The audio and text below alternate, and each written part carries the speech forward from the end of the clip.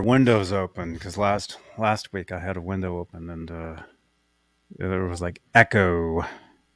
It was echoing everywhere. We're live. Hey everybody, this is Johnny Bean. Welcome to Johnny Bean TV. It is Friday. It is August 26, 2022. It's 8:16 p.m. Eastern, 5:16 Pacific out here in California. And Greg Marra is my guest tonight from GJM Guitars. We'll be talking guitars, talking about his guitars, and we'll have a great time. So don't forget to smash that subscribe button, smash that thumbs up. And here we go. If I can find the video. There it is.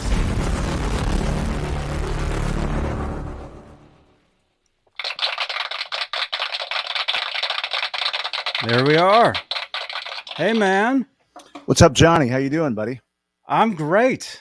And hey, let me just say, first of all, it's great to meet you. Finally, I think we've been like on Facebook for a while, maybe Instagram, Twitter, all that type of stuff. But it's great to finally meet you and talk about your guitars. I keep seeing your guitars, like I said, on Facebook, on the internet, and it's awesome to be able to talk about these tonight. Well, thank you, and it's nice to meet you as well. You've kept me company most days when I'm working on guitars, just watching all of your podcasts and videos and stuff. You have so much content out there. It's cool. Oh, thank you, man. Thank you. Thanks for reminding me. This is a podcast, so you guys can actually on replay. You can actually listen to this pretty much everywhere: iHeartRadio, Spotify, Stitcher, Apple Podcasts, Amazon Music. Everywhere you get your podcast, you can listen to this. So the way we do these shows is I like to start out. I like to say thank you to the top tier of channel members. We have a channel membership here on Johnny Bean TV. That's kind of how the channel it's what we do. And the top tier of channel members are the executive producers. And they are Stephen Franklin, Michael Smith, Music Therapy Laz, Guitar Man 45, Majestic PB and J Cat, Thomas Santiago, Mike Neese, False Flag, Sherman Callahan, Thomas Santiago again. There's two of them. John Moronic, R. Habs, Michael B., David Allen Wright, and Warlag. Those are the executive producers of Johnny Bean TV, top tier of channel members. And if you'd like to become a channel member, click that join button right below the 10 thumbs ups currently. Thank you so much, you guys. That is awesome. There we go. And we're live on Facebook. I think we're live on Twitter too, which is pretty cool. Do you like Twitter?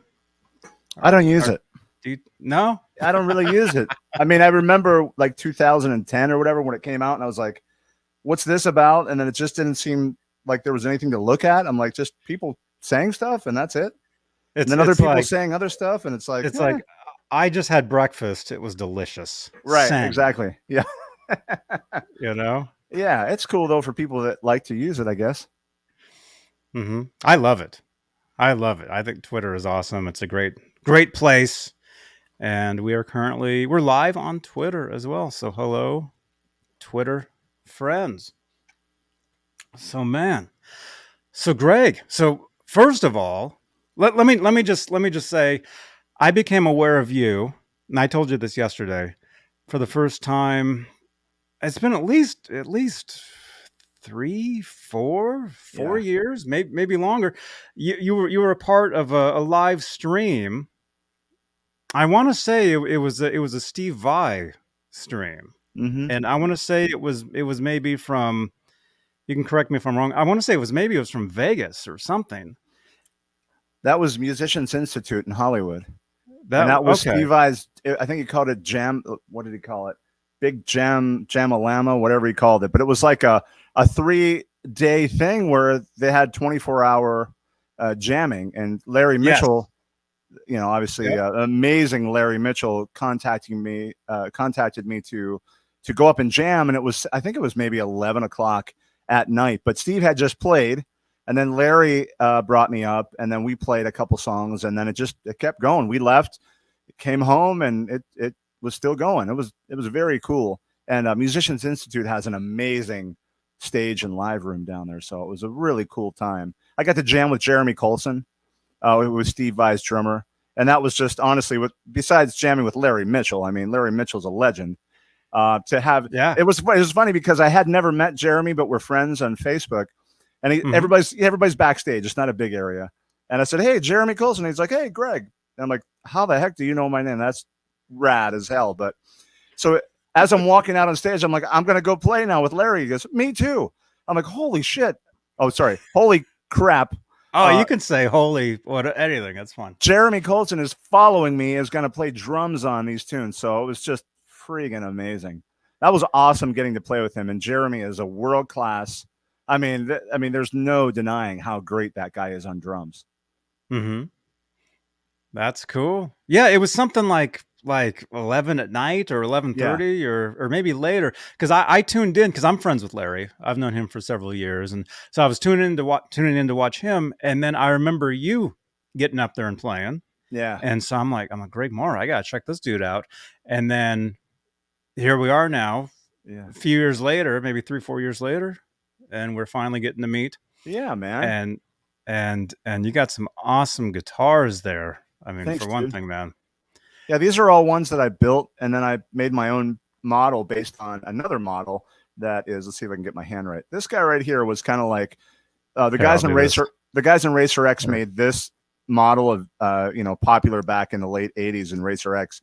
So what I did was, I wanted to have my own model. I thought, everything's kind of, all the cool models have been taken. So I flipped it, and then I made it so that it's kind of moving in the same direction that the guitar is, because when I just flipped it, basically I had a prototype, and the thing was like headstock heavy because all the weight was going that way. So I don't know if you can tell with this one, but this cutout down here now has shifted the weight the other way. So when you stand up, see if I can get this balanced, it's exactly where you want to have it. Oh, cool. And the thing is like, I realize this is like, when you look at people's guitar models, like from Skirvison to, all these companies, there's a lot of really off the basic Strat and Telly looking guitars out there.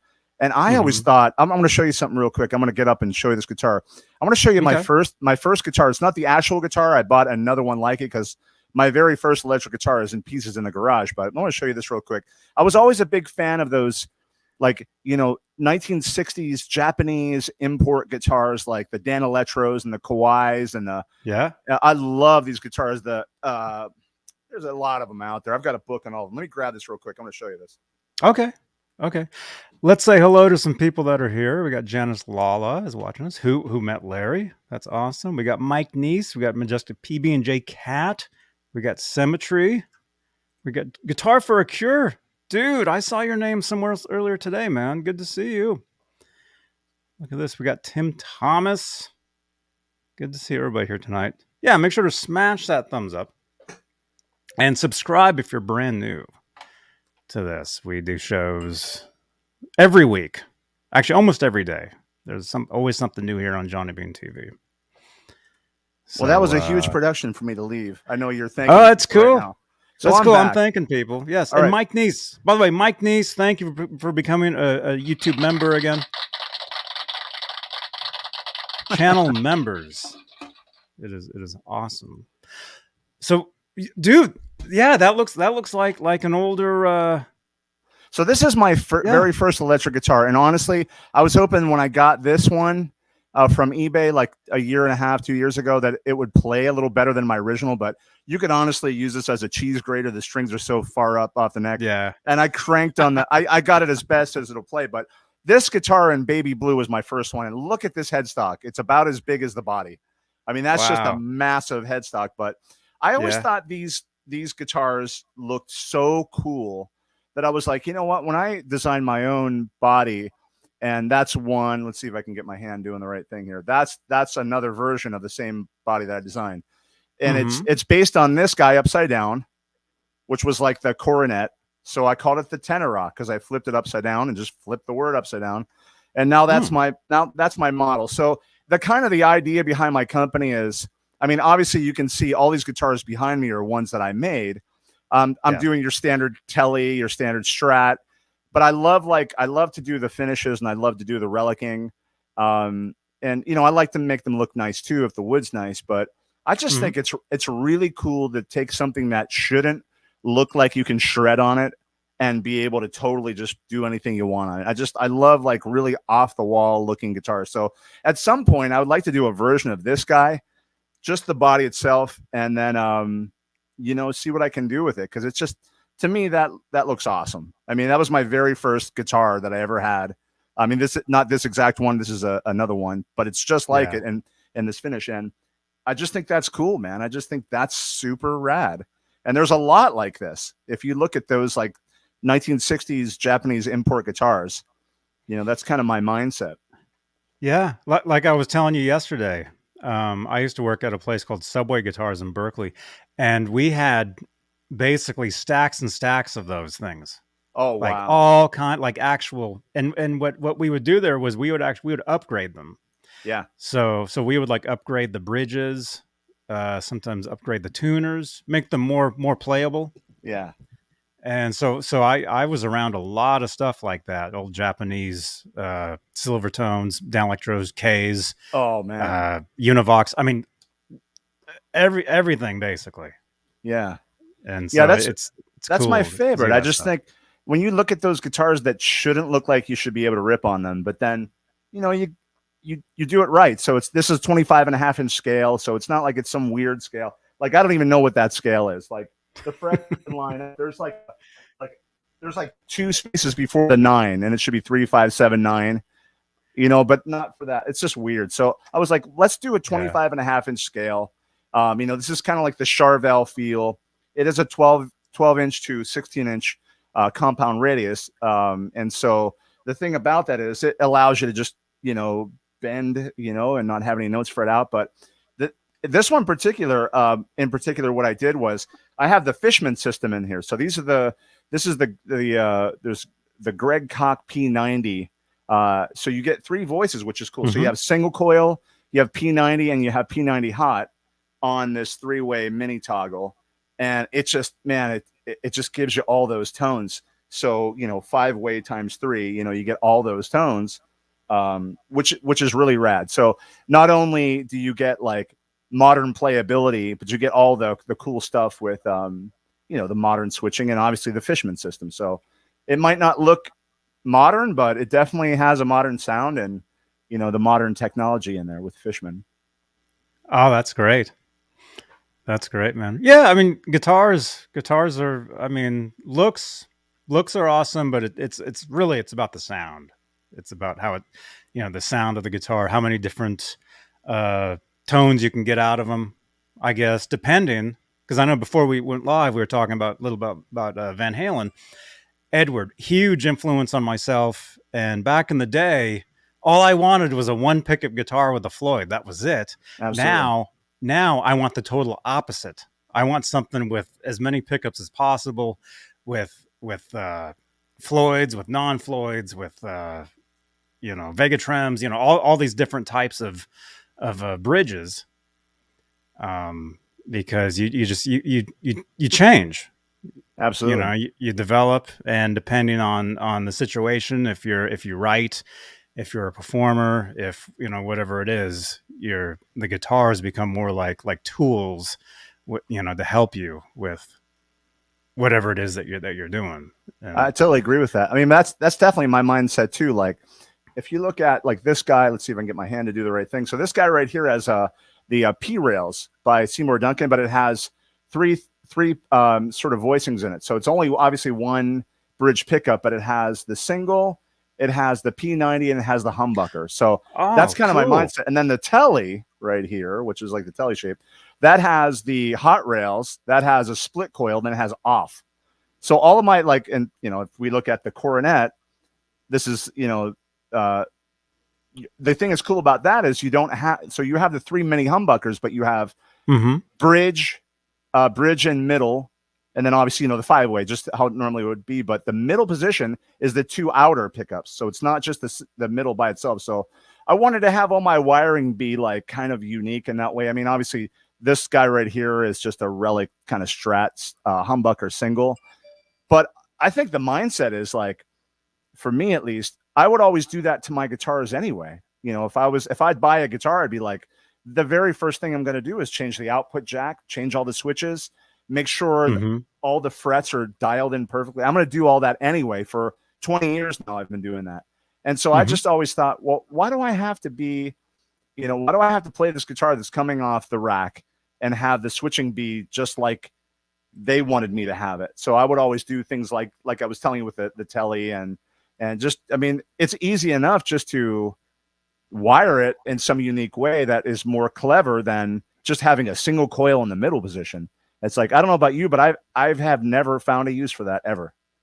You know, so, you know, just having it be like just by itself. You know, I think Hendrix did some of those tones, but I mean, maybe less than 1% of the time I'm like trying to find that middle single coil sound. So I just always felt like, why don't we just do the outer 2? That's a way cooler way to do that.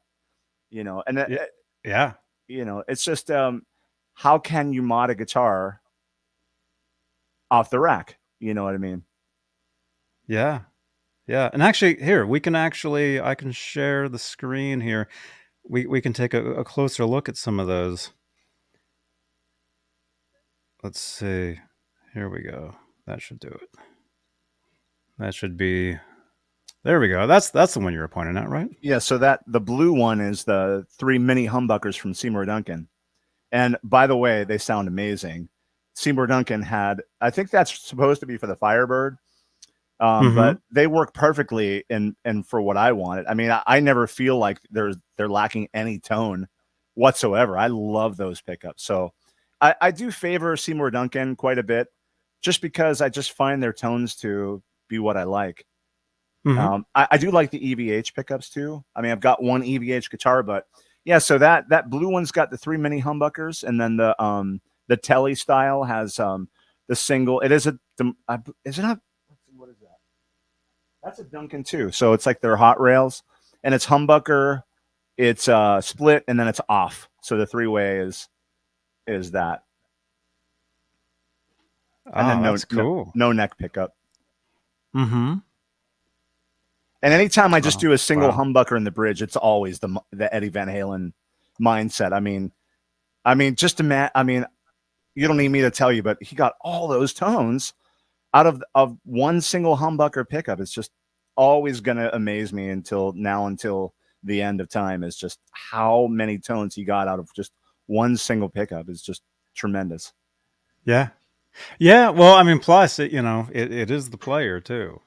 Absolutely. I mean, he was Eddie Van Halen. He could pick up a ukulele and do something amazing. You know, but yeah, dude, those guitars, those look great.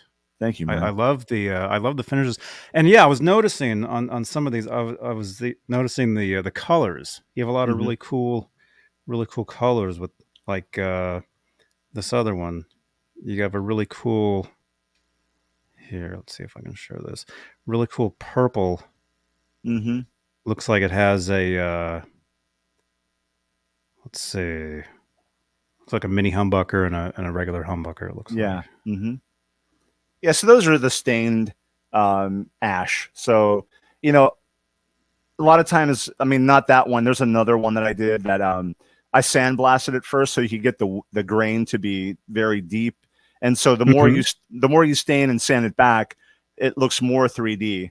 That one didn't turn out as much as the other one that I did, which is super 3D. I wanted to keep it. I mean, that's the thing behind all of these, is like, I sort of build them for myself. Even when I'm building for a customer, I kind of always want to keep them. So when I decided to launch, I built all of these guitars for myself. And I was like, my wife said, well, when are you going to list them for sale? I'm like, they are for sale, but I would rather just build another one like the one that I've already built, because I build them for myself, you know? And yeah. I've built a couple. I probably have 3 or 4 of this finish, and I'm getting ready to do 2 more in this finish, but I'm likely going to keep this one because it just turned out just so awesome. And the thing that's cool about it is like even the back plate, like it's kind of hard to get that grain to all match, you know what I mean? But this one was like, there was some kind of magic behind this one. I'm like, I don't think I'm going to sell this one. This one's for me. They're kind of all for me, but you know, it's a nice way for people to come to my studio and play the actual guitar and see, you know, what kind of workmanship goes into it. And then, for me to build one for them, you know what I mean? So I think I kind of have to have the stock. So that's going to be my excuse for to my wife to not sell the ones I've already built. Man, that's a good idea. And hey, Guitar for a Cure, which I know you know, because I noticed. I noticed. Let's see, Friday night with Johnny and Greg. Come on, doesn't get better. GJM, congrats, brother. The relic has my name on it. All the best, dudes. Right on. And hey, thank you for the donation, man. Yeah, see, I didn't even mention that. The Guitar Noir here, the lights change to a color of the donations towards the channel. That's cool, man. Cool feature here. Hey, Guitar for a Cure. Thank you, Peter Guzman. Let me grab another one if you don't mind. Sure. Grab another of these bad boys. Sure. Yeah. And hey, welcome from Facebook. We have Facebook here. Facebook user. I see. If you're watching this from Facebook, you can actually sign in, and it allows hoarding. Yeah, I'm not hoarding guitars. I'm building them to sell to people. That'll be my excuse. Yeah. Welcome. We got some new names here. Welcome, Mickey. Hey, dude. All right, he's still thanking people. Yeah. Thanks, everybody. Yeah. Check this out, dude. Can I talk about this one? Of course. All right. Did you ever watch Happy Days growing up? Before your time? Sometimes. Right. I was little, but I remember the theme. There's probably a lot of people out there that grew up, if they're around my age, that you watched Happy Days. And there was these like, Fonzie had this like demolition derby thing. And there were these two like bad guys in this beat up car with a skull on the side. They were called the Malachi brothers. And I made this one as kind of like, I just thought that looked so cool how like the car was badass, but it was all beat to crap. So that's what I did for this one. I basically, if you look on my Instagram, you'll see that it looked nice at one point. You know, it's all nitro finished, and I did so I basically buffed it so it was gloss, and then I started just to drag it around the parking lot, a la the Malachi brothers on Happy Days for their demolition derby, and came out with this one. And I'll tell you what, man, this is very cool that Mighty Mite has these pickups that were designed to mimic what EVH used back in the day. So this is a super duper hot bridge pickup, and then this is a Antiquity Seymour Duncan neck pickup, and then I got the non-locking Floyd like the Guthrie Govan guitar. And I mean, this guitar, there's a guy out there from a famous band that wants this guitar, and I may give it to him, but I love this one again so much that I've got another body and neck in the garage, and I'm hoping to finish that one so I don't have to give this up, because it just, man, it turned out cool. And when you start dragging a guitar around a parking lot, you have no idea what's going to happen to it. But the way that the nitro sort of dried and cured was like, the timing was right for me to start just digging into this thing. And as you can see, I mean, it's not for everybody. And I can tell you, there's some people out there that have really hated on this, but for the most part, it's like 95% love and 5% hate. People don't like when you relic these guitars sometimes, but it's not for everyone, but I love the way it turned out. And it's just, this guitar absolutely screams. I don't know. Can I play a little bit? Sure. Can you hear that?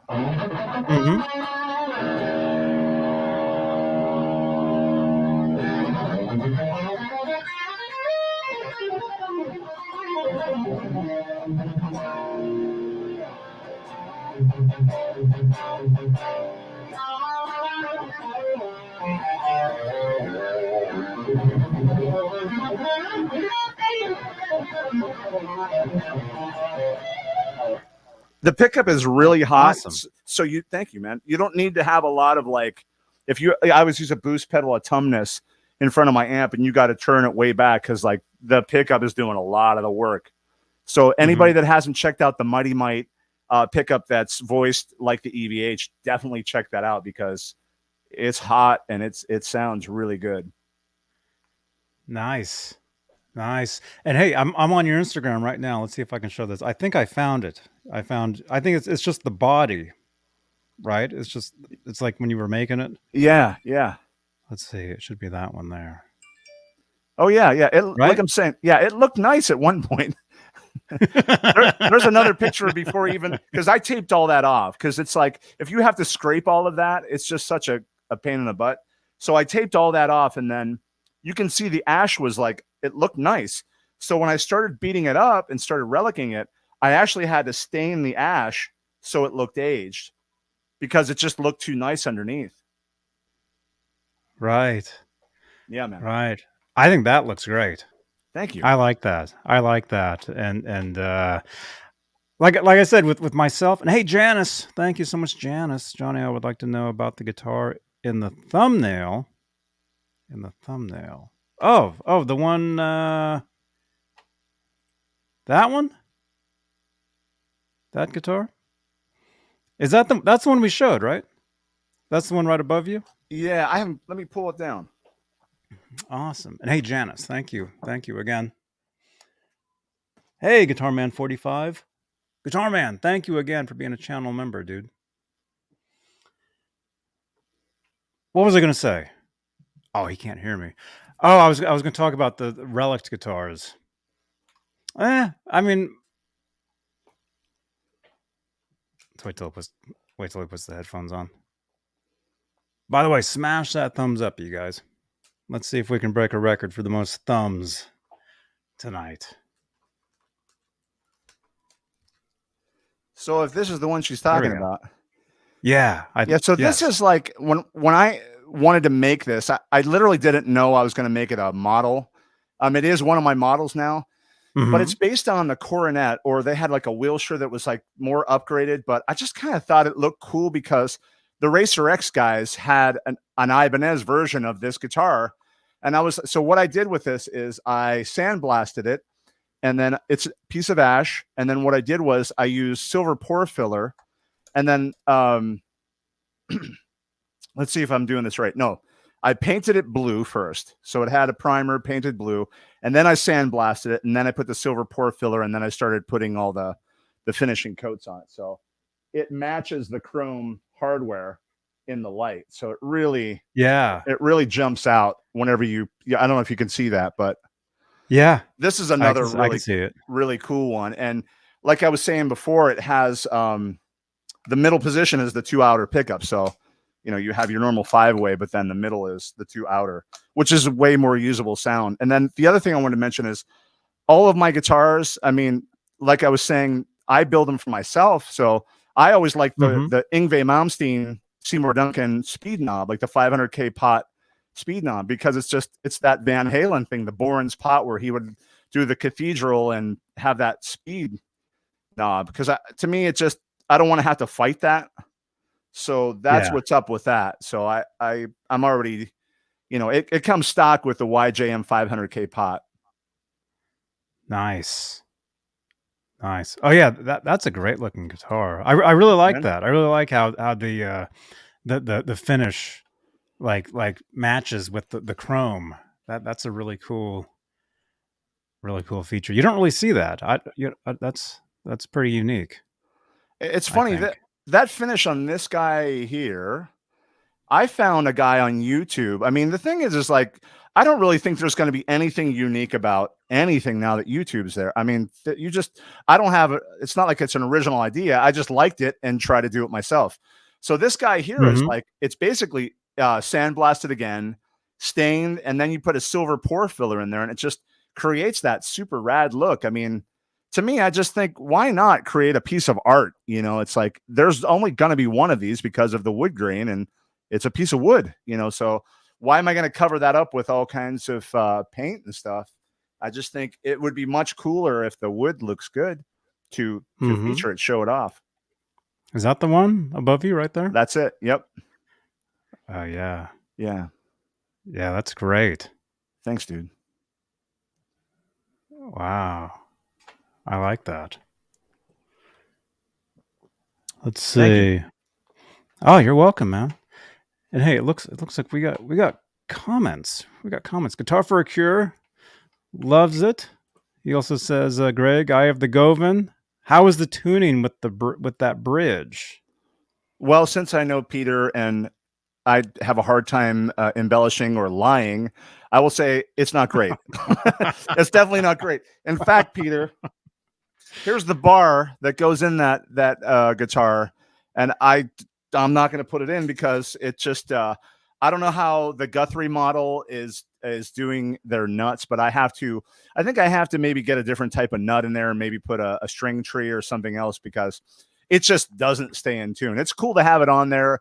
And I know, my whole thing was like, get people's attention, and everybody's asking me to put a Floyd on a guitar. I don't really like to play guitars with Floyds. I like fixed bridge guitars for the last like 25 years. So I just love a fixed bridge. I don't really like, unless you're going to do it right with a real Floyd, the fine tuners, a locking nut. I'll do that. But, I thought I'd try it, but truth be told, it's not great tuning. So I just take the bar out and it's perfectly fine because everything that I do is locking tuners anyway. So if you play it like a normal fixed bridge guitar, it's totally fine. Yeah, that's the honest answer. There you go. We need applause for that. We're honest here. Yeah. No weird stuff. But hey, Dave's Guitar Channel is saying hello. Oh, Dave Levine's. What's up, Dave? What's up, Dave? Oh, hey, Dave. I still have Dave's 17th Street guitar in my garage. That was my first guitar endorsement ever. Dave Levine. If it's the same Dave Levine.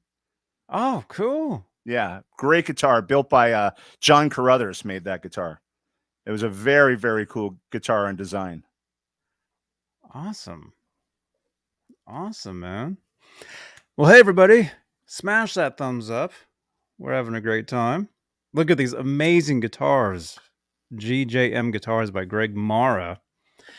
Which, how can people well, I know you've got your YouTube. Yeah. Well, how can people hear? Where can they go for demos? They can't yet. But here's the thing. I purposely waited until I had all of these guitars built, and I just finished them last weekend. And as you remember, we put this off for like a month and a half and kept rescheduling because I was trying to finish these guitars.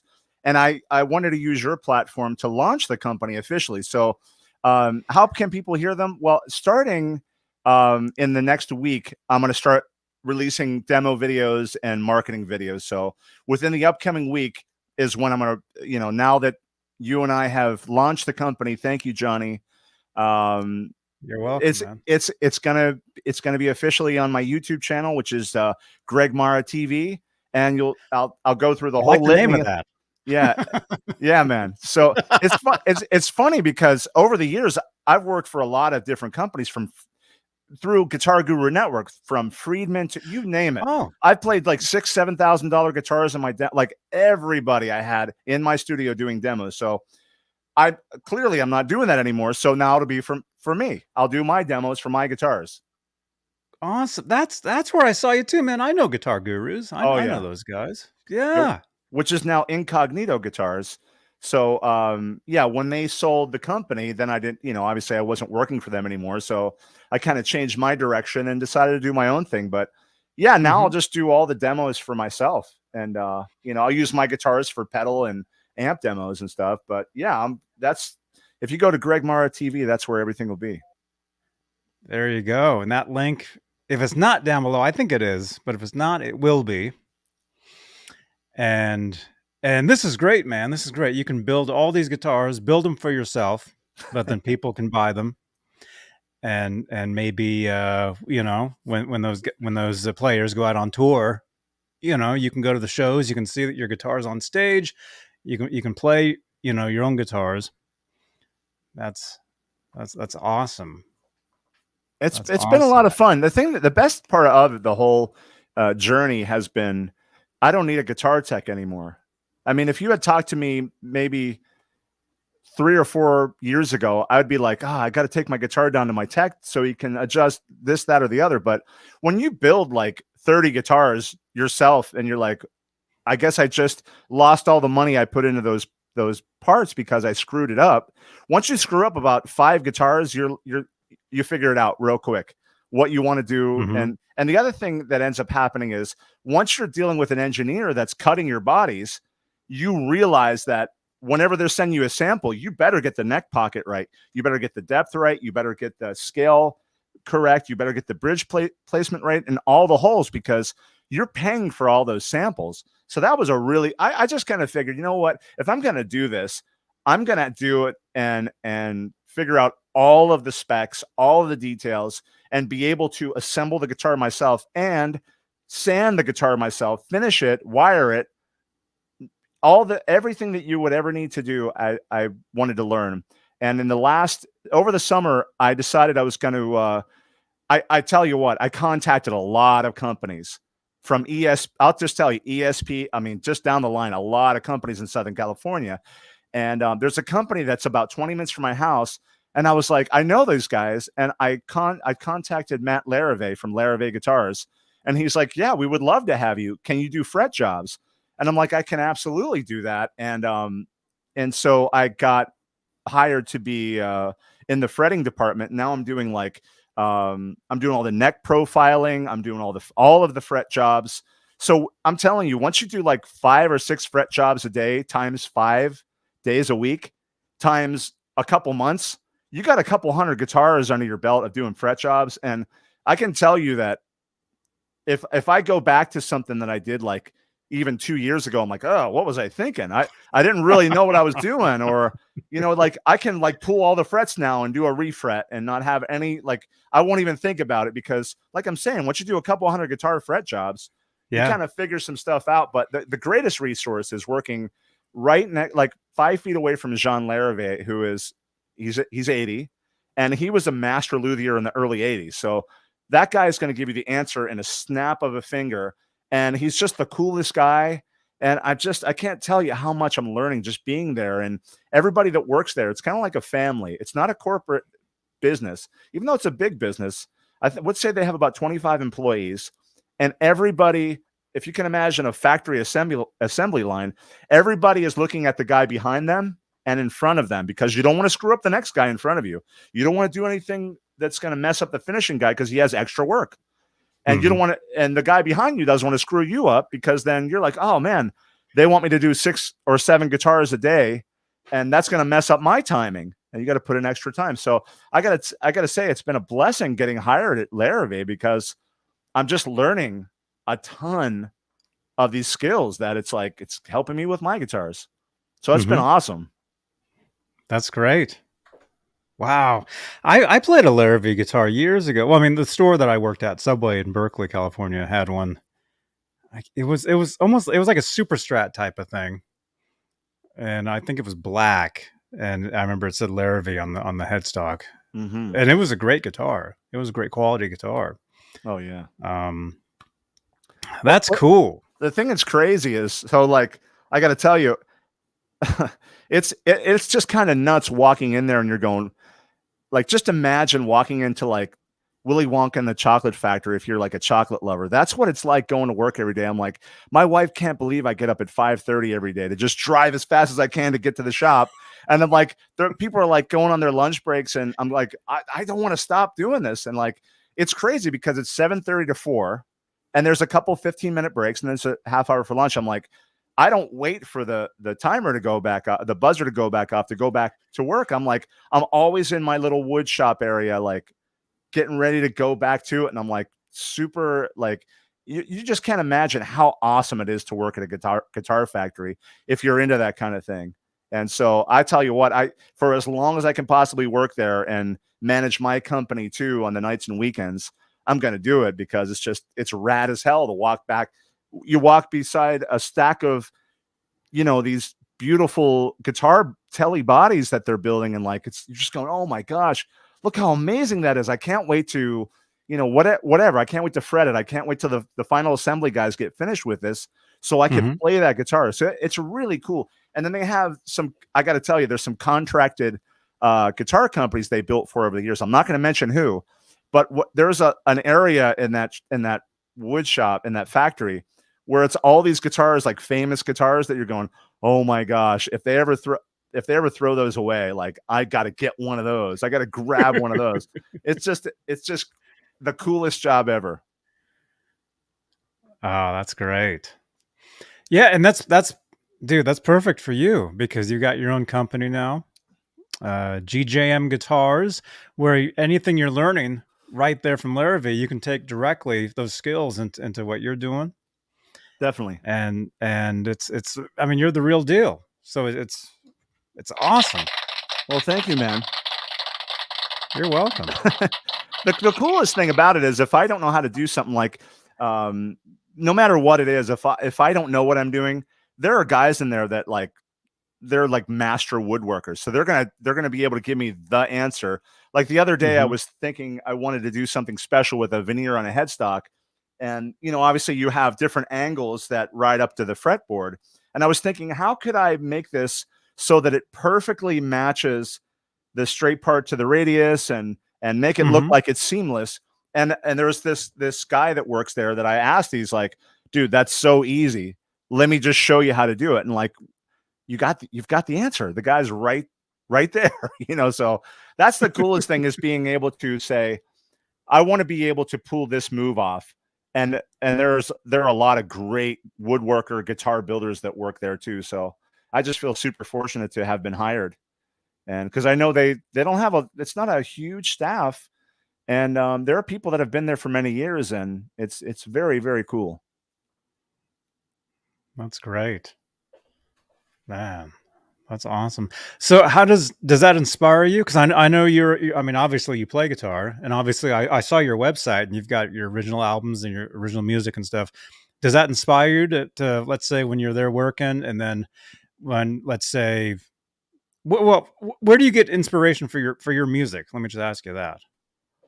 Well, I mean, I got to tell you, it's been a couple years. I mean, the thing is, I don't know how old you are, but the ebb and flow of like how your life works is like, for me, I'm always like I'll just give you for instance, and I'll try to answer the question as fast as I can. But in like 2015, I was like, I want to buy the best video gear. I want to learn video editing, and I want to start my own company doing video reviews.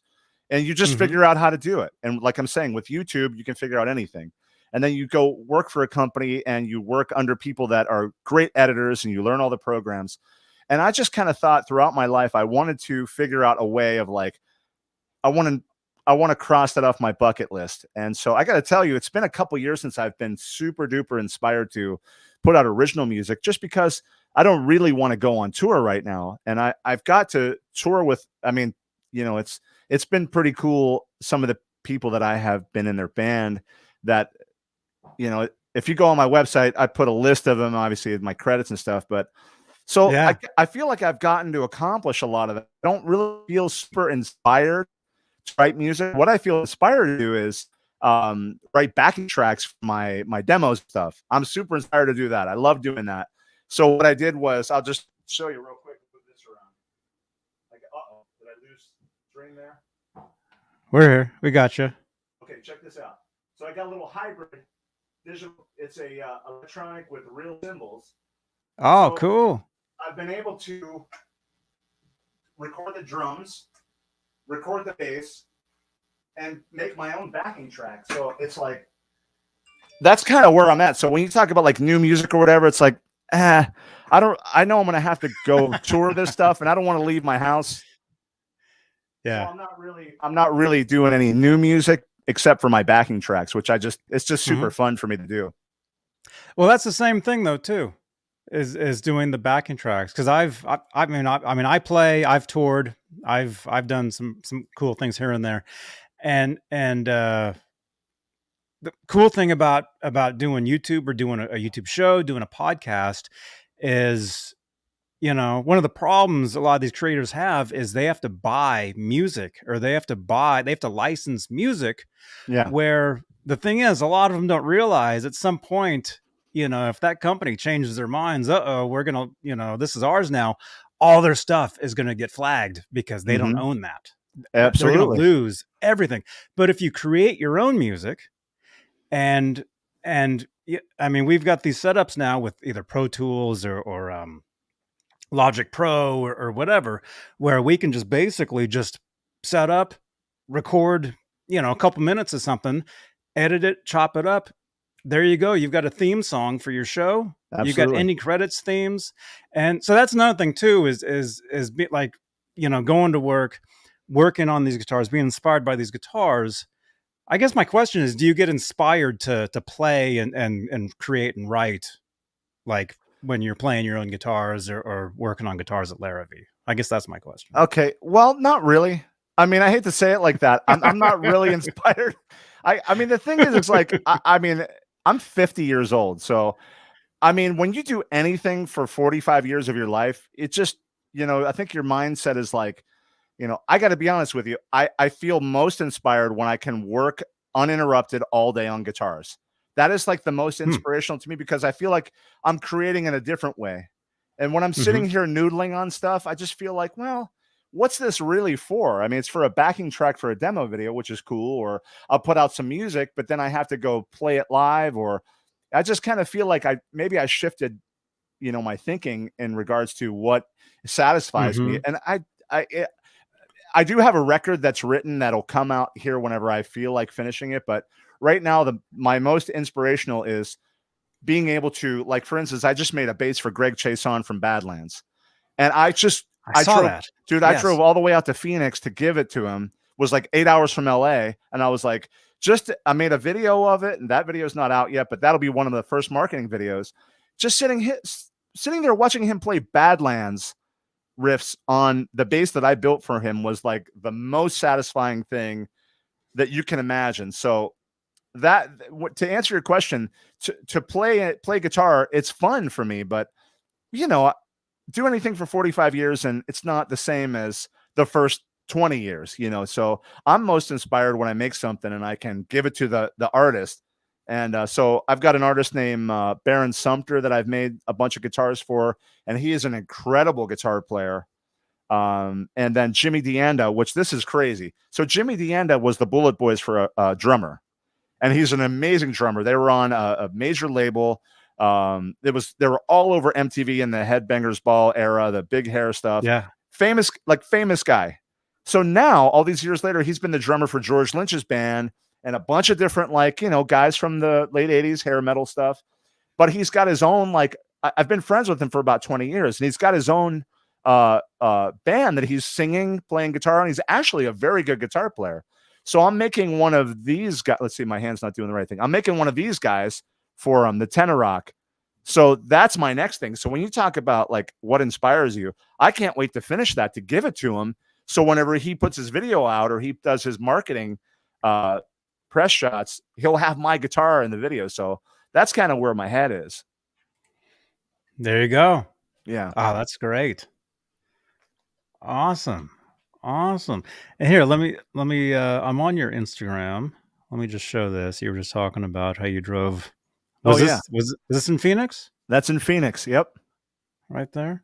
Yep. That's Greg Chason, the bass player from Badlands, who was right next to Jakey Lee, who is my favorite guitar player of all time. Now, Greg is my favorite hard rock bass player of all time. So I met him at NAMM in 2015, and he runs this store, Bizarre Guitars in Phoenix, and we just kind of kept in touch.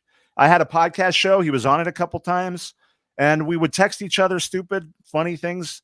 And I said, "Hey, Greg, I've got this guitar company. I want to build you a bass." So he actually picked the piece of ash from a blank, which somewhere on my Instagram you can see the actual piece of ash that he picked, and you know, he wanted that style bass, and you know, so I built that bass for him, and it's just a thrill. I mean, it's just amazing. I mean, if you had asked the 17-year-old version of me listening to Badlands back in 1989, that I'd be standing next to. I mean, just standing in the room with him, let alone having my name on the headstock of a bass that I built for him. It's just unfathomable to think about that. Mm-hmm. It's pretty cool. These days, it's pretty cool, huh? It's cool, man. Yeah, it's cool.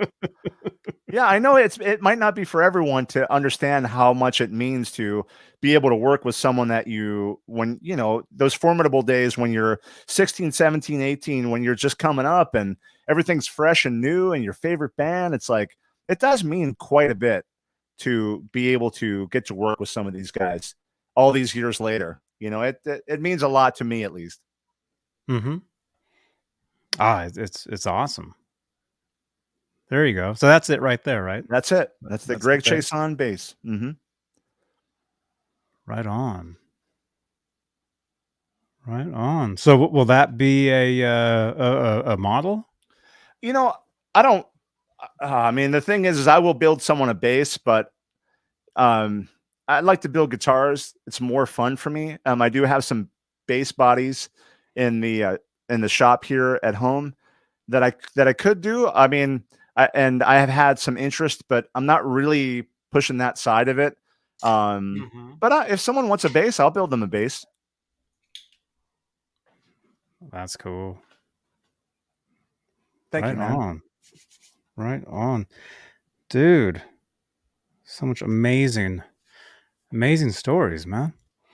Oh, man, don't get me started. It's the guys at work. I mean, that's the thing is like I work in this little box at Larrivee, which is like the fretting room, but I'm the only one in there. And so what I'll do is they have this belt sander, and you basically put the curve of the neck. They call it railing, and you basically put the profile, the radius on each neck. So I'm doing that all day long. So they'll bring me like a flat fretboard. So I'm doing that, and then I'll do the fretting right afterwards, and there's inlay. So you got to glue in the inlay. So there's a lot of work that goes involved in doing that job. But then people will come in there because it's this little box, and then it's story time. So it's like, it's kind of hard to start because there's just so many stories. There's just too many stories. Yeah. Yeah, but that's the cool thing about the internet now and having your own podcast or website or whatever is you can tell those stories, whether verbally like this or in like blog posts or whatever. And it's great stuff to put behind, especially if you have a company, you're selling a product, guitars, it's great. It's a great history. It's a great history of stuff. Here we go. We got some questions here. Surfer B. Greg, how do you build guitars and do everything else? They're asking. Well, I got to say, my son just went off to San Diego State University, so I have my nights and weekends open. But like if you go to a company like, I'll even use Skirvison Guitars out of Poland, who they make the finest instruments. I mean, there's a lot of companies that have like these $5,000 instruments. For me, I have a guy that cuts my bodies, and I source my necks, and then I do my fret jobs, and I do everything so that it's like about 3 months out. So I'm about 3 months out on everything, which is every night, every weekend day. It's kind of no problem. But a lot of those companies that are, like I'm saying, they're like 18 to 24 months out. So I kind of always felt like, you know what, I hope, and I do have a lot of orders right now, but I just want to keep things around 3 to 4 months, just because I don't know about anybody else, but in 18 months time, I definitely don't want the same guitar I spec'd out 18 months prior. I mean, you spec out a guitar and you're like, for me, it's like about 6 months. I'm like, kind of want something different, or I want a different finish, or I want a different neck profile, or whatever it is. So for me, I try to keep things around 3 to 4 months. And the thing that's cool now is I have a lot of bodies cut, and I have a lot of stock. So when I was doing this, like 6 months ago, I didn't have anything. I had to cut it. It was like made to order. So if someone ordered a Strat or Telly body, I'd have to do it in real time. But now it's like I've got stacks of bodies down in my wood shop, and so I can get started pretty quickly. And then what I'll do is sometimes you try to get ahead of the sanding And so I have bodies ready to go, ready to be stained or finished in some way. But, it's really about 3 months out because, in 2 months time, most finishes will be cured. So, that's where I'm at with it, but it's a lot of work, but it's a lot of fun too. I mean, this is exactly what I want to do with my life. That's why I know new music. There you go. Thank you. There you go. But you can always do the music too behind, for a demo video or whatever. Plus, I mean, we don't have to get into it now, but the music business has changed. It's not nothing like it was even 5 years ago. It's totally different. So you can always go in different directions. It's a hobby. Music is a hobby now. And when I changed my mindset from, I'm going to write a great hit that everybody's going to love, I'm going to get on a big tour. It's like, it's just doesn't make any sense to think like that anymore. It's just, you should think of music as a hobby and something that you want to have fun and try to get on some stages that'll satisfy you. And that's about it. At least for me. So here we got your website, and hey, really quickly, we got some new people in the chat. We got Alice Martinez. Hey, Alice, good to see you. Alice is a regular here on the channel. Norm Hotchkiss is asking, Greg, what bass pickups do you prefer? I prefer the Seymour Duncan makes the PJ, so it's like one is the J bass and one is the P bass. So the straight near the bridge and then the split in the middle. That's the way we made the Greg bass. And then what I do is I wire them both on the output jack on a volume. So you can blend both pickups as much as you want. So that's my favorite. There you go. And is it Surfer B? By the way, welcome. Sorry, I'm screwing your name up. But they're saying they were just at your website. And speaking of that, look at this. We're on your website right here. Greg Marra, the GJM Guitars. And here you're talking about how you've been building, modifying, and upgrading guitars for many years. And now you're making them. And if anybody wants to contact you, they can do that. There's the email right there. There's the number. Thank you, man. Oh, yeah. And look at that. That needs an upgrade for sure because that was like, those were the first ones I built. And I was like, I need a website. Okay, get gjmguitars.com. So I bought the domain. And then, so now it's like, I have so many more that I have. So I definitely have to this weekend go ahead and upgrade it. But I just kind of felt like, let's start with launching it here on your page and then we'll go from there. And then and even this model here, that was the very first one I built. That was just the flipped version of this guy. And now it's more sort of like moving in the right direction. So it's more well balanced from the headstock to the body. So that's the tenor rock there. That's the original design, but it doesn't look like that anymore. That's cool. Yeah, these are nice. That's Super Strat. That looks great there, man. Thank you. What bridge is that? So that's called an Apollo bridge. Let me grab that real quick. That's the Apollo bridge. See if I can do this without hanging myself. That guitar looks great. Surfer B. So this is that guitar now. So as I'm telling you, like, my whole thing is like, I kind of can't stop modifying guitars. So anyway, we have a beautiful piece of mahogany that just has like a satin gel coat on it, kind of like what they would do with a violin. So you basically just sand it and continually adding these coats of satin, and it really just turns out so nice. It's like, I just love it. So I got the Antiquity JB from Duncan, and this is called the Apollo bridge, and it has bell brass saddles. And it's all like direct contact. I believe that's like an aluminum bridge plate, but it's made by Apollo. And this was, I had a matching headstock on this one. And, I just kind of kept going. So that's this guy. And this is another one that whenever people come and play my guitars, they always just want to take this one. And I'm like, oh man, that's kind of my personal guitar. I don't think I ever want to get rid of that one. But I put the Antiquity JB from Duncan in there, and oh my gosh, it sounds so great. It's so open and lively. And then, the speed knob on there too.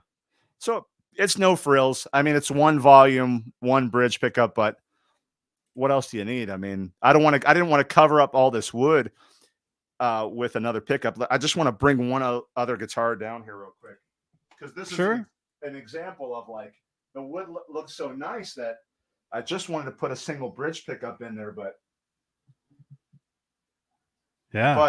or maybe just a single coil. So oh man, there's more wood there. Check that out. That piece of just make it acoustic, right?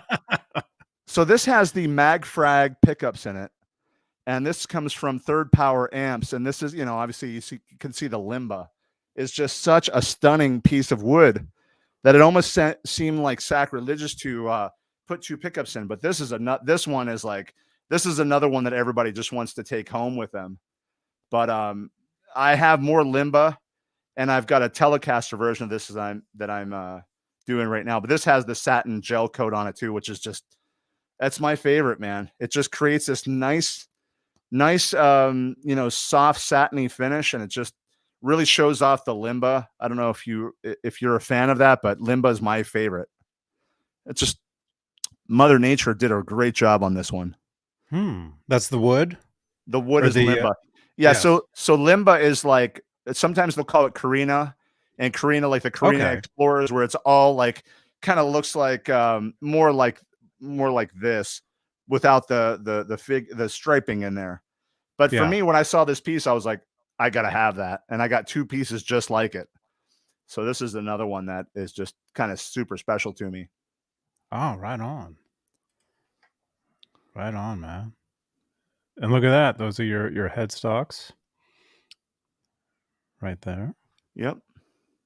Change that a bit. Cool. We used to have the cutout, and now I just put the big logo on a straight headstock, which I like better. I just think there you go. It looks better.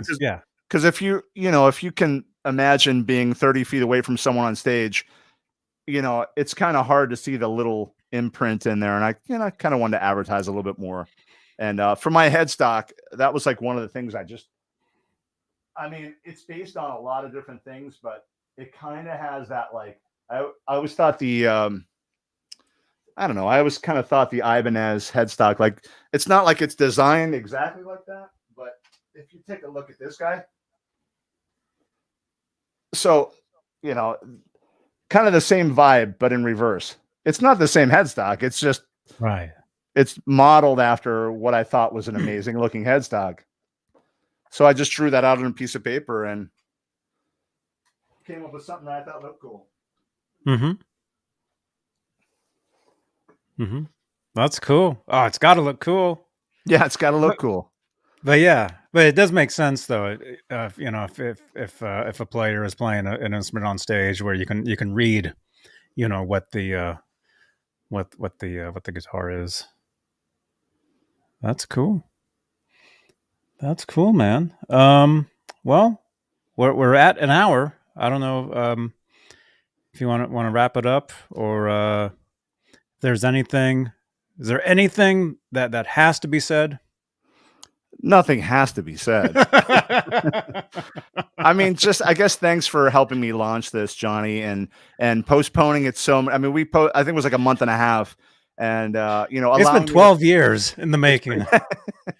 So allowing me to finish all the guitars, because I built 10 at the same time, and I've sold a couple here and there that I was intending to keep for myself, but just anyway, thank you so much for this platform to announce that we're officially open for business, and folks can check me out at gjmguitars.com, or you can just find me at Greg Marra on Facebook, or Marra Music on Instagram. And I'm usually pretty quick to respond to people, and I kind of love the interaction with other guitar lovers, and I've got quite a bit of people right now that they will commonly just directly buy things from me. So it's been very busy ever since I started. So I just wanted to thank you, man. This has been awesome. You're welcome. That deserves applause. That's right, Facebook user. Support a pro with JB. That's right. That's right. And hey, you're welcome to come back anytime. Thank you. Anytime, like if you have a new model or just whatever. I do these shows pretty much almost not daily, almost every day, or wow. But if you're like, if it's a Friday night and you just want to hang out, chill out, just let me know. Sounds good, man. We got to talk about Van Halen next time. There we go. Dude, I have a dedicated Van Halen show on Tuesdays. Yeah. Called exclusively Van Halen. Maybe a Tuesday if you get home, if you want to talk some Van Halen for a couple hours. That sounds great, man. Yeah, I'm always hip to do that for sure. There we go. Awesome. Well, hey, Greg, thank you so much. Thank you, John. This has been great. And don't hang up. Stay on the line. Really quickly, though, we're just going to say thank you to our channel members. There we go. Thank you so much for your continued support of this channel and these shows here on YouTube, here on Facebook, as a podcast. And I'll see you guys tomorrow night on Saturday night with, I don't know who's going to be there, but we'll be hanging out, talking music. Yeah, we hang out on Saturday nights too, and have a great time. So thank you, everybody, and we'll see you guys tomorrow. And don't forget, check out Greg Marra. Links down below. Check out his guitars. You'll be seeing a lot more of those in the future. They're amazing. Rock on. Thanks, everybody, and have a good night. Johnny Bean TV. Bye-bye.